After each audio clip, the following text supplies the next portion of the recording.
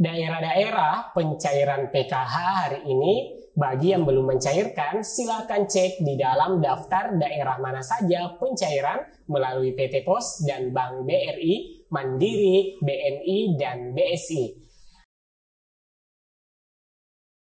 Ada kabar gembira, pencairan PKH kembali cair lewat Pos serta Bank Himbara. Dan bagaimana perkembangan update terkini di 6NG? Apakah sudah berubah semua keterangan periode salur PKH triwulan ketiga Juli hingga September 2023? Dan ada informasi terbaru terkait 2 bansos baru yang cair kembali di bulan Juli ini. Simak informasi lengkapnya hingga tuntas dan kita intro dulu.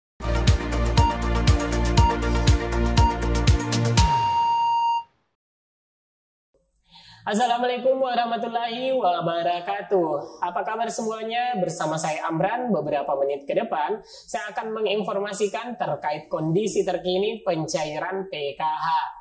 Nah, baru saja kemarin ada informasi dari PT Pos kembali mencairkan bantuan PKH-nya.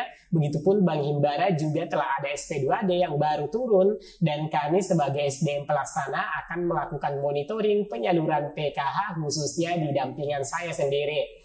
Dan juga perkembangan di 6NG terkait status periode salur tahap ketiga, apakah sudah mulai merata perubahannya di daerah-daerah? Oleh karena itu, teman-teman simak terus informasinya hingga tuntas agar tidak gagal paham dan salah persepsi mengenai isi konten dalam video kali ini. Baik teman-teman, baru-baru ini kita dihebohkan berita pencairan tahap ketiga yang munculnya dari daerah Palembang, Sumatera Selatan. Beberapa KPM melalui akun grup itu memposting struk yang mereka klaim sebagai bantuan PKH tahap ketiga. Namun apakah ini benar dari bantuan PKH triwulan ketiga yang sudah mulai terkucur di bulan Juli ini? Mari kita cermati dari beberapa postingan struk di media sosial. Nah, ini struk dari Bank BNI. Teman-teman bisa melihat di layar belakang saya. Menurut captionnya, Alhamdulillah PKH udah cair komponen lansia dan BNI Kota Prabu Muli.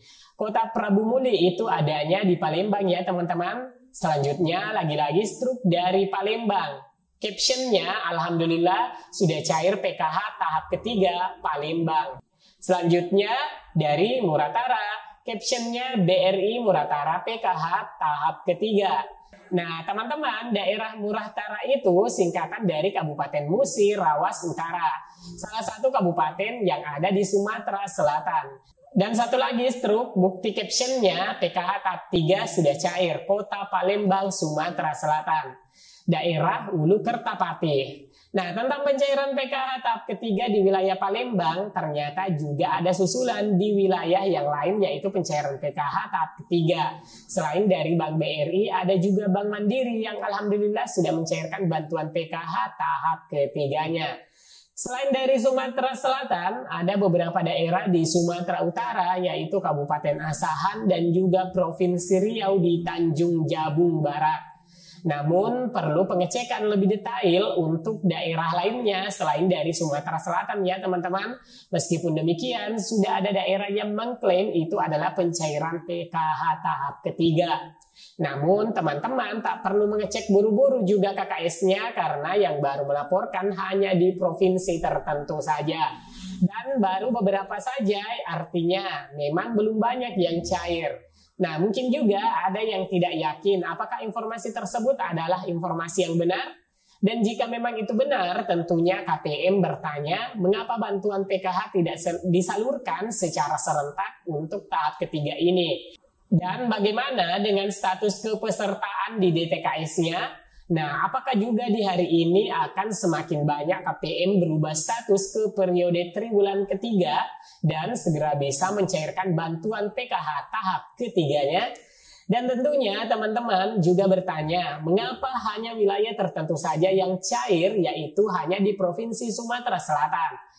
Nah, teman-teman, mengenai hal itu, menurut informasinya di 6NG untuk daerah Sumatera Selatan memang telah berubah status periode salur di 6NG untuk PKH ke triwulan ketiga dan keterangannya sudah SPM. Nah, bila sudah keterangan SPM seperti itu, maka sangat relevan jika saja ada yang mengklaim telah ada kemasukan saldo PKH untuk tahap ketiga. Nah, teman-teman, sekali lagi ya yang harus diperhatikan, jika saja pencairan hanya diklaim di beberapa orang saja dan belum banyak tersebar, maka tidak perlu mengecek ATM-nya. Karena akhirnya banyak KPM yang cek, ya langsung cek ATM-nya BNI maupun Mandiri maupun BRI ternyata masih kosong. Jadi ingat, jangan terburu-buru langsung mengecek karena memang saat ini di mana pencairan bansos reguler Kementerian Sosial masih dicairkan saat ini yaitu BPNT Mei dan Juni. Masih terus berlangsung penyalurannya teman-teman.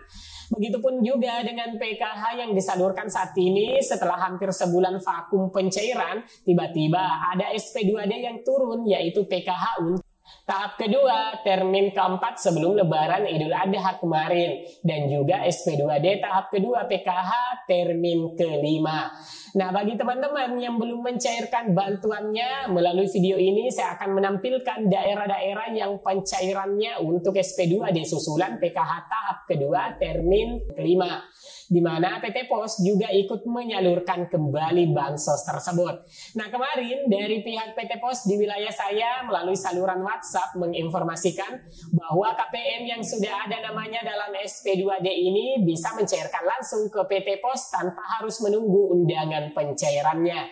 Karena memang jumlah KPM untuk SP2D susulan ini tidak begitu banyak. Sehingga PT Pos memberikan kebijakan bila mana pendamping telah menginformasikan ke KPM bahwa nama KPM yang didampinginya ada dalam SP2D, maka itu bisa mengambil bantuannya di PT Pos tanpa menggunakan Danom. Namun mungkin berbeda di daerah lain ya teman-teman yang harus membawa undangan pencairan. Jadi teman-teman sekiranya belum mencairkan bantuan PKH untuk tahap kedua dan merasa masih layak untuk menerima, maka tidak ada salahnya untuk menanyakan ke pendamping sosial yang bertugas di wilayah masing-masing. Apakah nama teman-teman ada dalam daftar SP2D tersebut yang bisa saja dicairkan melalui kartu KKS ataupun pencairannya lewat PT Pos. Nah, teman-teman bisa menyaksikan di belakang layar daerah pencairan yang ada pada PKH tahap kedua termin kelima. Jadi, saya hanya menampilkan daerah dan bank penyalur dan jumlah KPM penerima untuk membantu teman-teman apakah kira-kira sudah ada dalam SP2D tersebut. Dan setelah itu bisa juga menanyakan langsung ke pendamping sosial masing-masing.